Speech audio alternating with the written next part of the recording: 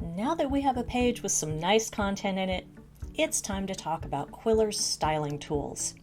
As you make your way around Qwilr, be on the lookout for this paint roller icon.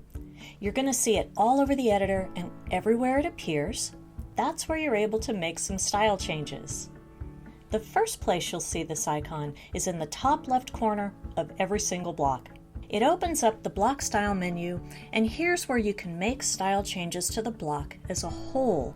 So let's add a background color, and we'll change the width of the block's content. And there's also a text tab here, which we can use to change the color, size, and alignment of all the text in the block at one time. And here in the Animate tab, we can also add some subtle movement to this block. So now let's highlight some text, and you'll see that paint roller pops up again here in the toolbar. This time, it lets you change the color of a particular text class, such as headings or subheadings, and also manually adjust their size. The paint roller also pops up when you click along the top edge of many elements in your page. So when you see it, click on it and you'll be able to see what styling options you have in that spot.